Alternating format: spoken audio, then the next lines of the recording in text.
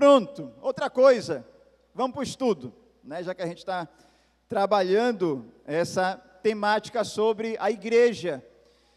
Nós falamos o que é a igreja, né? Quem é a igreja para nós amarmos, como é importante, bíblica e teologicamente, o acolhimento, e hoje nós vamos tratar da importância do congregar, né? Porque o congregar, ele é importante. E o estudo de hoje a gente vai dividir em duas partes. Então essa vai ser a primeira parte. A segunda a gente conclui na próxima quarta-feira, se Deus assim nos permitir. Meus irmãos, todos nós aqui que já seguimos a Jesus, a gente teve um encontro único com Ele. E se a gente fosse elencar aqui, foram os mais diversos. Alguém pode ter recebido Jesus em um culto no lar, em um estudo bíblico, ou em alguma conferência de aniversário de igreja, ou programação especial, ouvindo algum programa de rádio, né, com alguma música lá que tocou o coração, mas diversas são as experiências de nós encontrarmos a Jesus Cristo. Só que depois que nós encontramos a Cristo, todos nós que o encontramos das mais variadas formas, temos agora algo muito em comum depois desse encontro, que é o congregar. Então, é algo comum a todo cristão, depois de ter sido encontrado por Cristo, a prática da congregação. O congregar está reunido, inserido em alguma igreja local. Se a gente fosse pegar um texto base aqui, o Novo Testamento, ele entende que o congregar é no mínimo, importante.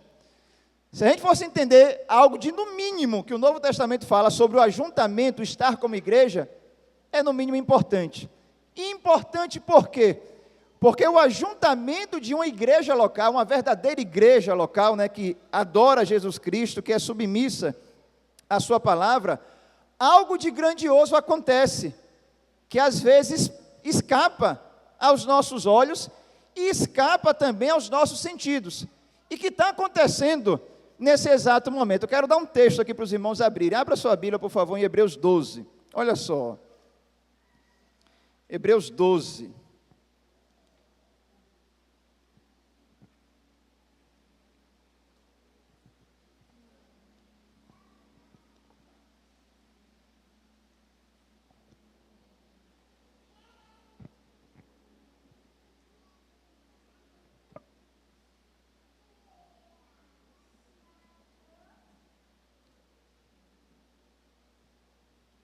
Certo?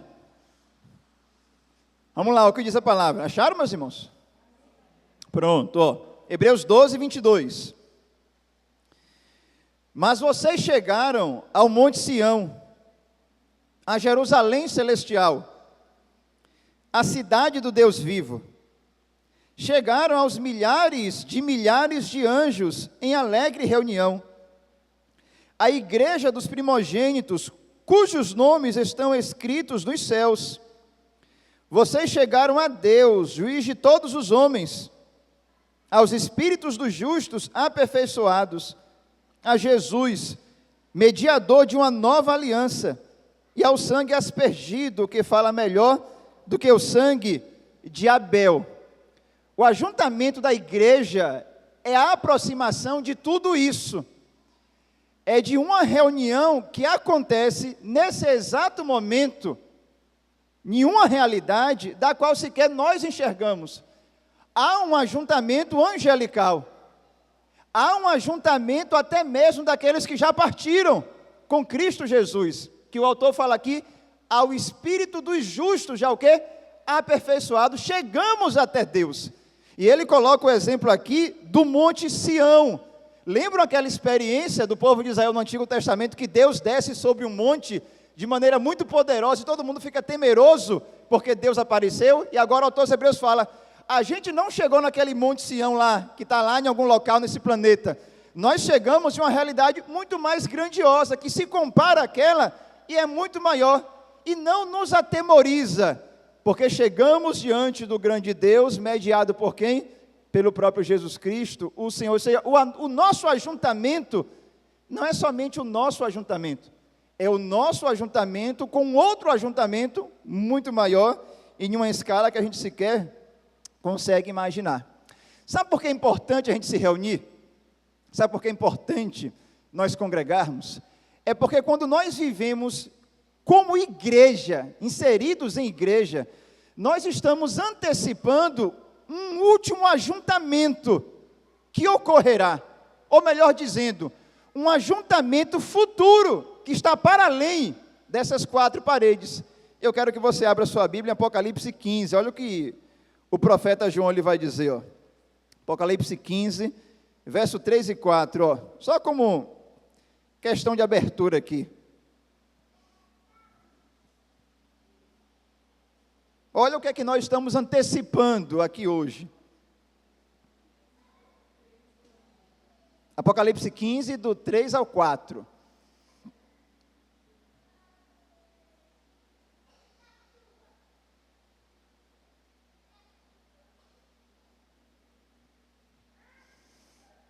Pode ler?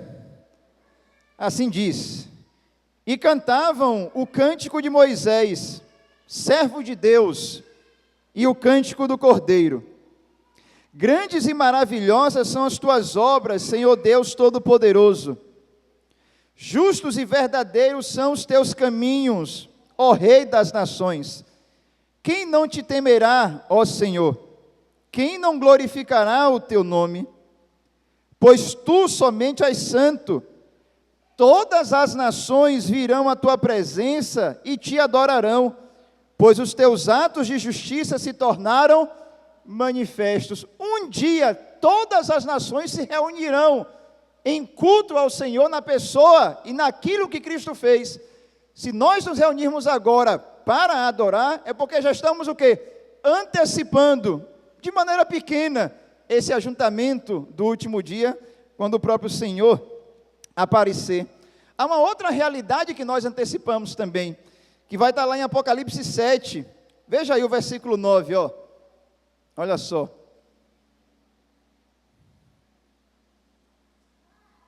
Apocalipse 7, 9.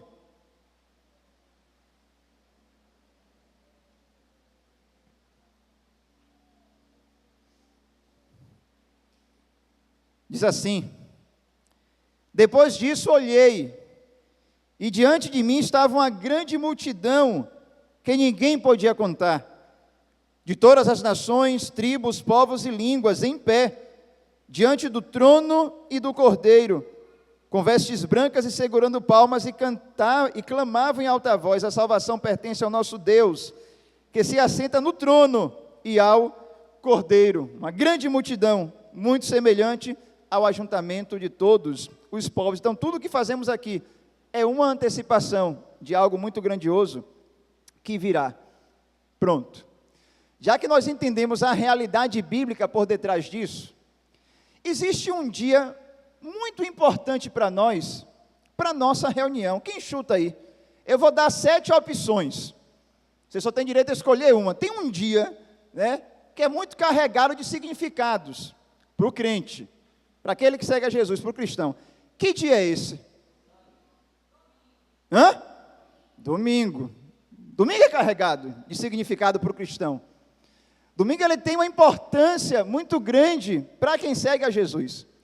E é interessante que tem uma vertente evangélica, como se fosse um galho solto, né, da árvore das diversas igrejas, que fala que os cristãos começaram a se reunir no domingo, depois de Constantino, né? Houve um decreto de Constantino, o primeiro imperador cristão, e esse decreto foi em 321, só que é um erro de entendimento muito ingênuo, porque nós podemos já encontrar na Bíblia traços de que já a primeira geração de cristãos, e não 3 séculos ou 4 séculos à frente, começaram a se reunir no domingo. E aqui eu quero pegar 3 textos com os irmãos aqui, e a gente vai trabalhar um pouquinho em cima deles. Abra aí sua Bíblia em Atos 20, verso 7, olha só. Atos 20, verso 7.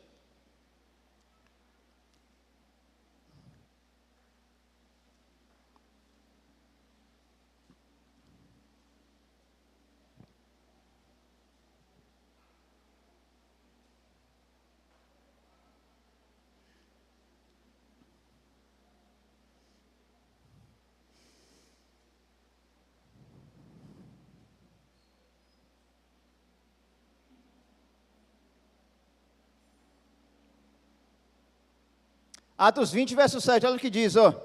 No primeiro dia da semana, reunimos-nos para partir o pão, e Paulo falou ao povo, pretendendo partir no dia seguinte, e continuou falando até a meia-noite. Primeiro dia da semana, trocando em miúdos, domingo, né? E é interessante que essa reunião aqui, ela se dá à noite. Eu vou explicar a razão do porquê. Só que o ajuntamento parece que foi tão bom, que Paulo ele se empolga, né? E ele fala até, se empolgou o pregador naquela hora ali, né? Paulo estava no óleo naquele dia ali, falou até meia-noite. E aí um desajuizado, na janela, acabou o quê? Olha que vergonha, dormir num sermão de Paulo. Eu acho que se eu fosse Paulo, e tivesse feito ele ressuscitar, eu ressuscitava ele com tapa. Mas que vergonha é essa, rapaz? Eu, um apóstolo, você dormindo no meu sermão, ouvi Jesus ressurreto, mas aconteceu isso. Nesse ajuntamento, eu acho que foi um constrangimento para o menino, né? Oxe, eu estava olhando, meu filho, você acabou de morrer e ressuscitou, né? Então imagine, algo de muito espetacular pode acontecer em um culto. Não vai ser com a gente aqui, né, meus irmãos? Porque não dá nem para morrer caindo também de uma janela tão baixa aqui, mas também ninguém se arrisque nesse sentido, porque se morrer, eu acho que eu não vou conseguir ressuscitar. Mas voltando aqui à questão, em virtude da ressurreição de Jesus, o domingo ficou carregado de significado e de importância. Só para os irmãos terem ideia, Mateus, Marcos, Lucas e João fazem questão de falar que Jesus ressuscitou no primeiro dia da semana. Eles poderiam usar a própria palavra de Cristo, a forma como Jesus se referia à sua ressurreição futura, que era 3 dias depois de morto. Eles poderiam colocar assim, 3 dias depois de morto, Jesus ressuscitou, mas não, os 4 fazem questão, foi no domingo, primeiro dia da semana. Uma outra questão aqui, em decorrência disso, olha a recomendação de Paulo em 1 Coríntios 16, verso 2, ó. 1 Coríntios 16, 1 e 2, ó.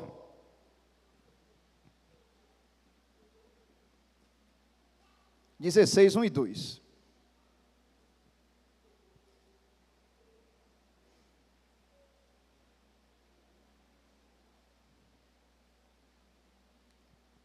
Diz assim, ó. Quanto à coleta para o povo de Deus, façam como ordenei às igrejas da Galácia. No primeiro dia da semana, cada um de vocês separe uma quantia, de acordo com a sua renda, reservando-a, para que não seja preciso fazer coletas quando eu chegar. Uma outra referência ao primeiro dia da semana. E tem uma outra carregada de importância, que é no livro de Apocalipse novamente. Apocalipse 1, verso 10. João ele vai falar assim, ó. Eu já vou ler para ganhar tempo aqui, ó. No dia do Senhor, achei-me no Espírito e ouvi por detrás de mim uma forte voz como de trombeta. E aí ele tem toda aquela comunicação do que ele recebeu na ilha de Pátmos. Mas esse, no dia do Senhor, é uma referência ao domingo. Você já tem, início do 2º século, a expressão chamada Kuriakos, que é esse dia do Senhor, como sendo uma referência ao próprio domingo. E aqui nós temos o próprio João fazendo referência a esse dia como sendo o dia no qual ele recebeu a própria revelação de Jesus, e já, de costume, a igreja se reunindo nesse dia da semana. Só que tem uma questão interessante. Para o domingo do 1º século e o domingo do nosso. No 1º século, o domingo era como se fosse a nossa segunda. O domingo do 1º século não é como o nosso domingo dos dias atuais. Lembra que eu falei que a reunião ali que Paulo estava fazendo começou à noite? Por qual razão à noite? Se era no domingo. É porque no domingo todo mundo tinha que trabalhar. Era dia útil, nós podemos dizer assim. E os cristãos do 1º século, no domingo, só poderiam se reunir em 2 situações.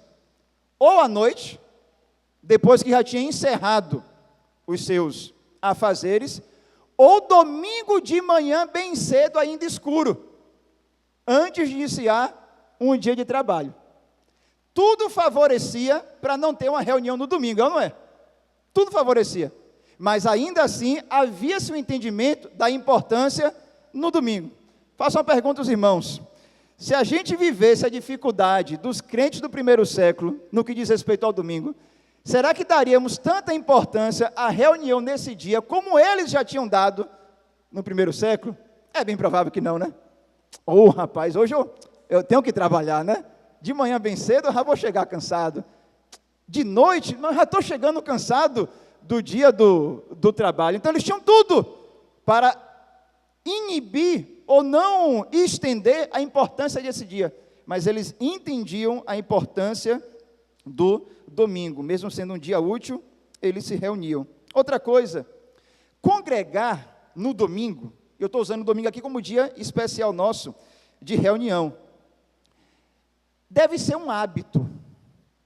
Congregar semanalmente deve ser um hábito. Porque se nós não tivermos o hábito de congregarmos semanalmente, nós vamos adquirir um outro hábito. Que outro hábito será esse? O de não congregar. A gente sempre vai construir hábitos. Ou vamos construir um hábito bom, ou vamos construir um hábito ruim. Hebreus 10, 25, a parte A, ele nos diz isso. Olha o que ele vai falar, ó. Hebreus 10, 25.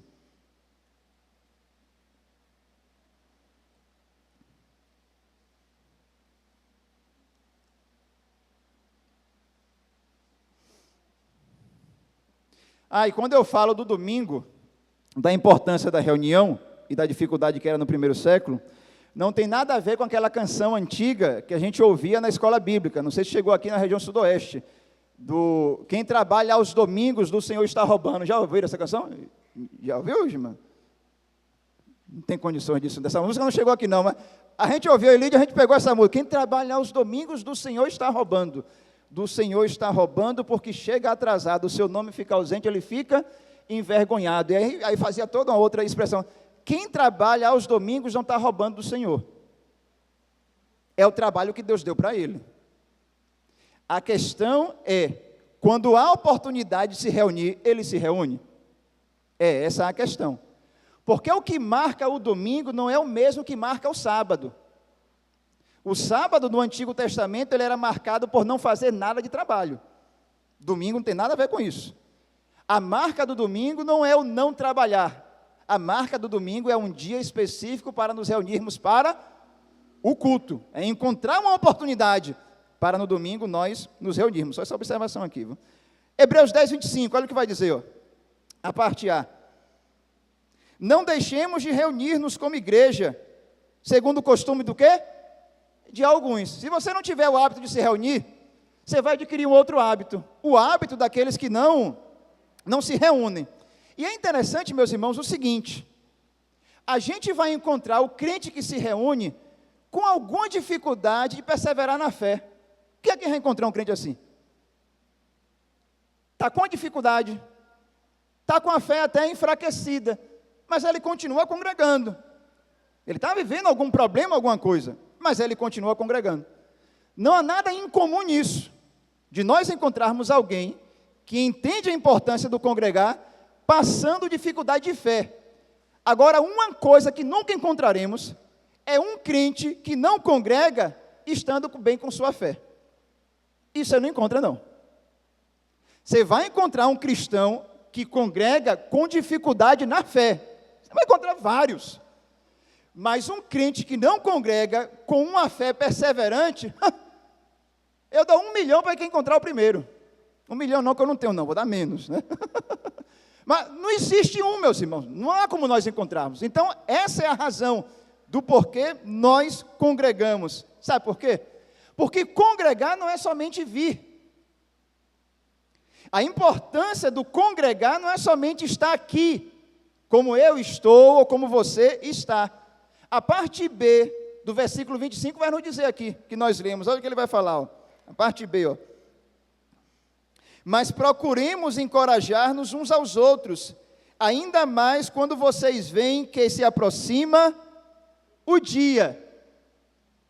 Congregar não é somente vir, é vir com atitude proativa. Por que eu estou congregando? É para encorajar o meu irmão. É para abençoar o meu irmão. Se ele está com uma dificuldade, eu consolo. Se ele está em um caminho que pode desembocar em um erro, eu exorto. Mas eu estou aqui por um motivo, não simplesmente para ser beneficiado, mas para beneficiar o meu próprio irmão. Ou seja, quando nós nos dispomos, quando vem a vontade, meus irmãos, da gente vir à igreja, a gente precisa vir preparado. Para quê? Vir com a disposição para estudar a Escritura. Se eu não venho com essa disposição, vamos abrir as nossas Bíblias. Meu Deus do céu, você veio para aqui para quê então? Se não veio com a disposição de estudar as Escrituras. Eu preciso vir também para confessar meus pecados. Me perdoa, Senhor, que eu errei aqui hoje. Se eu errei com o irmão, desculpa aí, meu irmão, me perdoa, dá um abraço, emenda os bigodes, faz as pazes. Eu preciso ter esse entendimento. Eu devo vir para algo, para me arrepender realmente dos meus erros, para renovar o meu compromisso semanal com Jesus. É por isso que volta e meia a gente fala, isso não é meu não, é de um escritor. A gente precisa se reunir no domingo, porque precisamos acreditar em Deus por mais uma semana. No outro domingo eu tenho que acreditar por mais uma semana, no outro por mais uma semana. Então quando eu venho, eu tenho que vir com esse entendimento, eu estou renovando o meu compromisso com Jesus. E outra, se eu venho para a igreja com essa atitude proativa, eu devo estar atento a quem nos visita. Veja o compromisso que todos nós temos aqui. E aí a gente fala, ninguém nunca me deu nada para fazer na igreja, nunca lhe deu nada. Você acha pouco isso aqui? Que a gente já elencou? É a gente que não entende realmente a amplitude dos nossos compromissos enquanto membros de uma igreja local. E aí, chegando no nosso último ponto, segundo e último, a gente se reúne na igreja para fazer algo que é muito comum, que é o que os irmãos estão fazendo aqui, que é o quê? Agora, às 7h48. Vocês estão fazendo o que aqui agora? Ouvindo a palavra. Aprendendo. Isso é muito comum. Só que quando a gente entende que nós estamos aqui para ouvir a palavra, precisamos adquirir hábitos que possam favorecer um melhor ouvir. Uma atitude proativa de audição. Já teve aquela sensação de conversar com uma pessoa e você olha para ela, você está me ouvindo? Porque você viu que a pessoa está ali, mas não está lhe ouvindo. Então, às vezes na igreja pode estar assim, você está aqui, mas não estou ouvindo. Realmente eu não estou aqui, embora eu esteja aqui. E meus irmãos, ouvir a palavra de Deus é algo carregado de muita importância. 1 Timóteo 4, verso 13, Paulo diz a Timóteo, Timóteo, se aplique ao hábito da leitura pública das Escrituras, no culto, tanto para exortar, quanto para ensinar. Paulo está dizendo para Timóteo, a fonte de autoridade em uma pregação não é sua, não é do seu cargo, é da Escritura. A fonte de autoridade no ensino, na pregação, não está em quem ensina, não está no cargo que ele possui, não está em sua idade, tampouco em seu carisma. A fonte de autoridade vai estar aqui. Não é por causa do cargo ou da idade que nós ouvimos quando é isso aqui. Então é isso que Paulo está procurando ensinar a Timóteo. E nós ouvimos a palavra de Deus para duas coisas, para sermos ensinados e para sermos o quê? Exortados. Porque precisamos tanto de ensino quanto de orientação. E outra coisa, onde é que se encontra o poder na palavra de Deus? Na própria palavra de Deus. O poder da palavra de Deus estará na palavra de Deus. 1 Pedro 1, verso 23, quando Pedro fala que foi por essa palavra realmente que a gente foi regenerado. Ela chegou até nós realmente, com todo o seu poder. E aí, para a gente fechar, como é que a gente pode adquirir um hábito de bons ouvintes? Eu vou dar um texto aqui, você só lê em casa, não vou ler aqui agora não, é Marcos 4, do 13 ao 20. Lembra daquela parábola do semeador? Que ele fala, o camarada lá foi semear. E aí jogou em um lugar, jogou em outro, jogou em outro. E Jesus Cristo fala, olha, a de um terreno é quem ouve mais. A no outro é quem ouve mais. No outro terreno é quem ouve mais. E no último é quem ouve, mas tem isso aqui. Sempre existe um mais. Depois que nós ouvimos as Escrituras. E se não estivermos atentos a esse mais, aquilo que nós ouvimos pode não ter tido importância nenhuma depois que terminar o culto que nós estamos aqui. Primeira coisa, para ser um bom ouvinte, seja humilde. Eu preciso ser humilde. Não há como nós ouvirmos alguém sem humildade. Sentar na igreja para ouvir alguém com atitude orgulhosa é se encontrar com o ouvido tampado. Ele realmente não está ouvindo. Porque faz-se necessário a humildade para ouvir a palavra de Deus e não criticar a palavra. A crítica ao pregador pode vir. A crítica ao pregador, ela vem desde que a fonte da crítica seja o quê? A própria palavra. Jamais você fala para os irmãos aqui, meus irmãos, a Bíblia diz que só há um único Salvador, mas se nós acreditarmos em Jesus, mas isso, a garantia é maior. O que é que os irmãos vão fazer? Glória a Deus, aleluia, que bom que nós sabemos disso, Anderson. Não, epa, Anderson, coisa nenhuma. É Jesus e somente Jesus. Mas aí eu falo, não, mas eu sou o pastor. Não, é Jesus e somente Jesus. Então, a humildade no ouvir, não quer dizer que agora nós devamos ouvir qualquer coisa, mas a humildade em estar atento àquilo que a palavra de Deus diz, para sermos transformados. E nós somos transformados em humildade, ouvindo a palavra de Deus, em duas situações. Quando nós somos confortados, tem dia que a gente chega quebrado na igreja, e uma palavra nos conforta. Poxa, aquele momento ali daquela fala, foi para mim, e você sai mais radiante. Tem um momento que você vem na igreja e você é o quê? Confrontado. Rapaz, eu precisava ouvir aquilo mesmo ali. Aquilo era realmente importante eu ouvir. Mas se eu não tiver humildade, eu não sou nem confortado, por quê? Confortado para quê? Eu não preciso de nada, eu estou muito bem. E tampouco eu não serei confrontado, mas quem é fulano de tal? Para estar falando isso e achar que vai estar exortando a minha vida. Então a humildade, ela é importante. Outra coisa, atenção. Adote uma postura de atenção. Procure permanecer atento, porque a atenção é algo que nós fazemos, não é algo automático. Eu preciso mentalmente procurar ficar o quê? Atento. Está tendo alguém conversando, é barulho, é menino correndo, aquela coisa, tem que procurar ficar atento. Porque senão qualquer coisa vai chamar realmente o quê? A minha atenção. Neemias 8, verso 3, quando o texto fala que a leitura da lei estava sendo feita, o povo de Israel ouvia com atenção, não simplesmente ouvia, estava realmente atento, ou seja, não se deixe distrair. Uma outra coisa importante é interagir com o que está sendo dito. É uma forma de atenção. Quando nós ouvimos algo que engrandece o nome de Deus, ou que atinge realmente a nós, é interessante o amém. Amém. Amém, né? Amém. Não amém pelo amém. Vamos abrir a Bíblia. Amém. Não, calma, não precisa dar amém agora não. Mas o amém, porque é uma interação. Você está o quê? Atento. Amém é coisa mais de pentecostal. Pronto, vai lá para Neemias 8, verso 6. Quando a lei era lida, o povo disse amém, amém e amém. É prática do povo de Deus.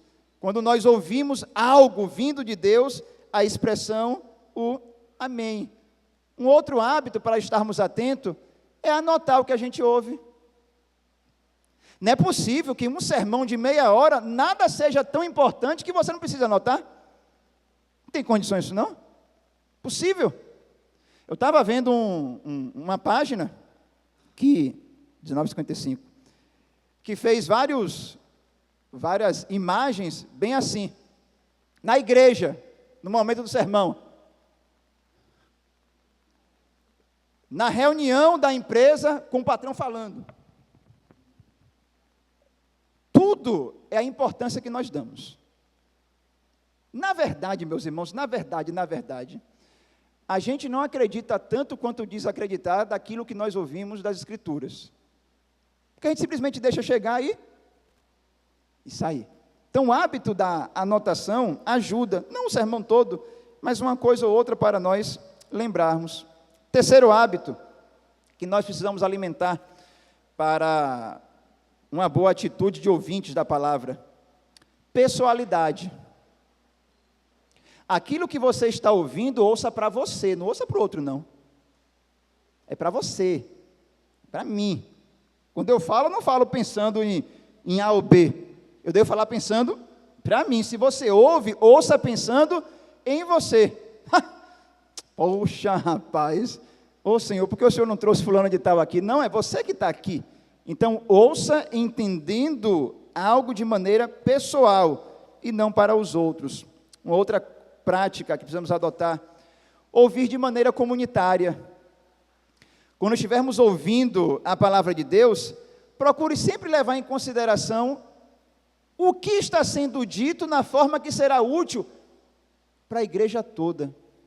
Poxa, isso aqui é bom para a nossa igreja nisso, eu vou procurar aplicar na área que eu tenho influência na igreja, nas mulheres, nos homens, nos jovens, das crianças, por aí vai. Então, ouvir de maneira comunitária, não só para você individualmente, mas saber que aquilo tem importância para a própria igreja.